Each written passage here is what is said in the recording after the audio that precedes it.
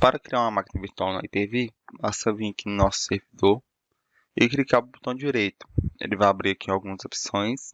Nós vamos clicar em Novo, Máquina Virtual. Ele vai abrir aqui um wizard. Essa primeira tela é só uma informação, informando que ele vai ajudar a criar a máquina virtual. Vamos avançar. Ele vai perguntar o nome dessa máquina virtual. Então podemos colocar aqui servidor AD, por exemplo. Nós podemos colocar servidor AD, por exemplo. E embaixo ele vai perguntar o local aonde essa máquina vai ser criada. Eu não costumo utilizar esse caminho aqui do C2 ponto. Normalmente aqui eu tenho somente C2 ponto. Eu vou adicionar uma outra partição aqui, que é onde nós vamos armazenar nossas máquinas virtuais. Fica mais organizado e você não compromete a sua máquina virtual ou seu servidor físico, caso o C2 ponto aqui atinja a sua capacidade máxima. Então vamos abrir com o gerenciador de disco do servidor. Vamos iniciar aqui. Gerenciador do servidor. Temos aqui a opção aqui, serviço de arquivos. Vamos na aba discos. E aqui eu tenho aqui um espaço não alocado. Você tem a opção de criar um disco por aqui. Basta vir aqui criar em novo volume. Ou se preferir, você pode aqui vir em ferramentas, gerenciador do computador e vir aqui na aba gerenciamento de discos. Aqui ele também te possibilita criar um novo volume. Repare que aqui tem 80 GB não alocado. Eu vou criar uma nova partição aqui. O local onde você vai criar não interfere em nada. Vamos avançar. Ele vai perguntar o nome desse volume. Vou colocar aqui VMs. E vamos criar aqui concluir. Ok, ele já criou. Eu gosto de vir aqui criar uma pasta aqui, para ficar mais organizado ainda, de VMs. Então todas as nossas máquinas virtuais vão estar dentro desse diretório aqui.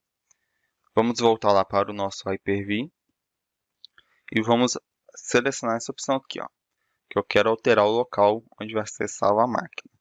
Então vou aqui este computador, temos aqui nosso volume D e a pasta VMs. Vamos selecioná-lo. Vamos avançar. Aqui ele vai perguntar qual geração você quer utilizar na sua máquina virtual. Qual que é a diferença da geração 1 para a 2? A geração 1 ele permite criar sistemas operacionais de 32 bits e 64 bits. Basicamente é isso. E a geração 2 ele permite somente máquinas 64 bits. Ele já vem com firme aqui o EFI. Vamos selecionar aqui segunda geração. Ele vai perguntar a quantidade de memória que você quer alocar para esse servidor. Como nós vamos subir aqui uma máquina Windows, eu vou 4096 megabytes. A unidade de medida que está em mega, então você tem que fazer a conta para saber quantos gigas equivalem os megas. Vamos avançar. Ele vai perguntar aqui qual placa de rede você quer utilizar para esse servidor. Nós temos somente uma placa, que é a Nicteam. Vamos selecioná-la. E aqui ele vai perguntar o tamanho do nosso disco. Eu vou colocar aqui 50 GB. Esse disco aqui é criado de forma dinâmica, então ele vai crescendo de acordo com a sua utilização. Vamos avançar. E aqui ele já vai perguntar se você quer colocar um CD de instalação ou uma ISO. Eu vou selecionar aqui uma ISO do Windows Server. Então, já marquei minha ISO aqui. Vou no próximo aqui e concluir. Ele vai trazer um resumo aqui de tudo que a gente configurou. O nome, geração, a quantidade de memória, qual placa nós estamos utilizando, o local e o sistema operacional a ser instalado nesse servidor. Vamos concluir para ele criar a máquina virtual. Bom, está aqui nossa máquina virtual. A nossa máquina já foi criada, nós podemos iniciá-la. Mas antes de iniciar, nós vamos aqui na aba de configurações. Ele traz algumas outras configurações para a gente. Como aqui a ordem de boot desse servidor, a gente consegue alterar aqui. Então, se você tem um boot para a rede, você pode mover para cima aqui. Ele vai dar preferência pelo boot da rede. Nós temos aqui a questão de segurança.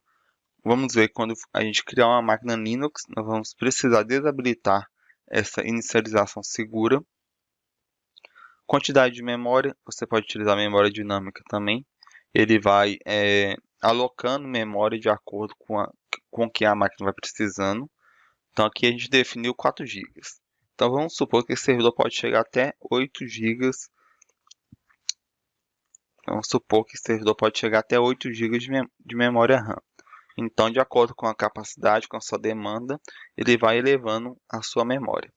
E quando a demanda cair, ele vai abaixar esse consumo de memória também.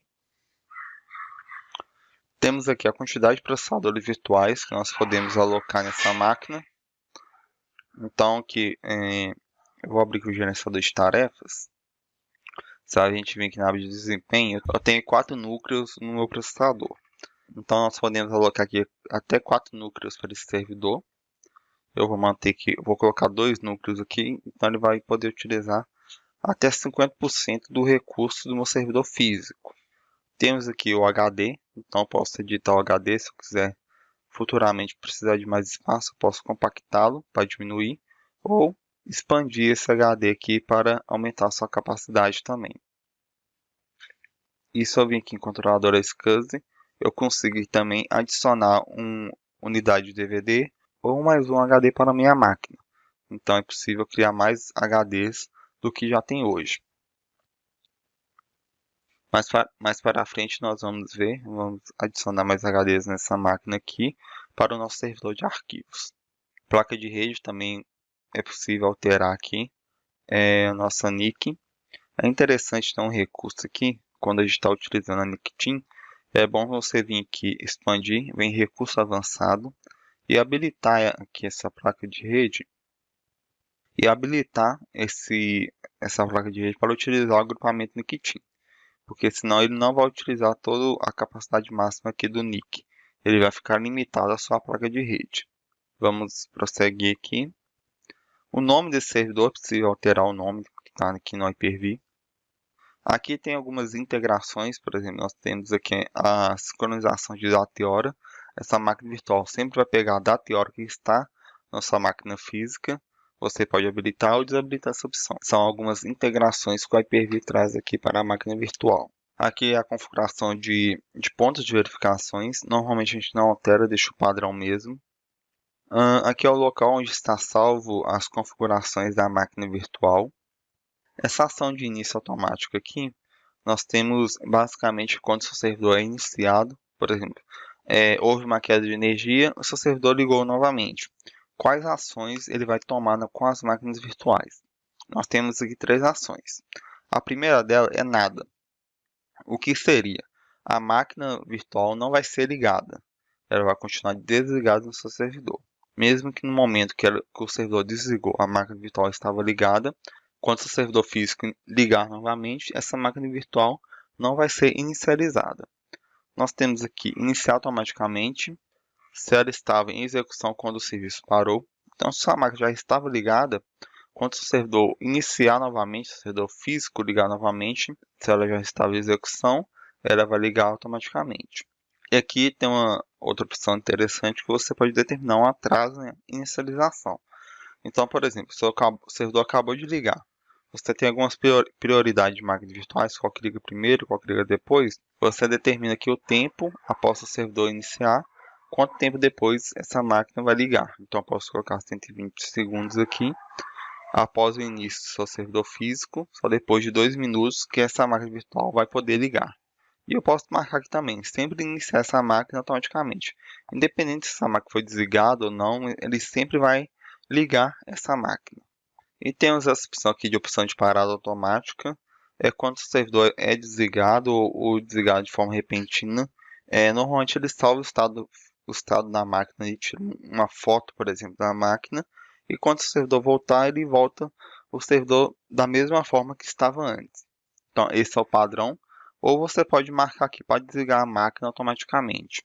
E também tem a opção de baixo que ele vai enviar um comando para desligar a máquina virtual. Nós temos essas 3 opções, ok? Então aqui vamos iniciar nossa máquina agora. Eu posso clicar no botão direito aqui em conectar. Ele vai abrir o console. como se fosse o monitor da máquina. Bom, aqui ele já passou o processo do boot.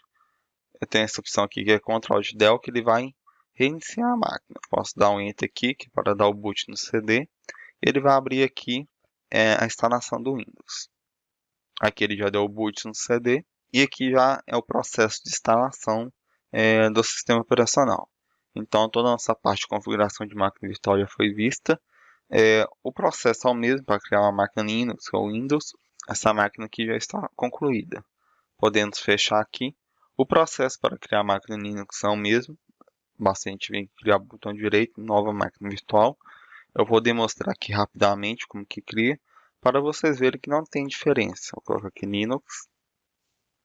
Vou alterar aqui o caminho da máquina virtual. Então vou marcar aqui na nossa pasta de VMs. Próximo.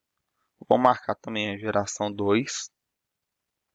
O Linux exige menos memória, então vou manter aqui 1024. Vou selecionar a placa de rede. Próximo. E o tamanho do disco. Eu vou pôr 20 GB para o disco aqui do Linux. E vou selecionar aqui nossa ISO de instalação.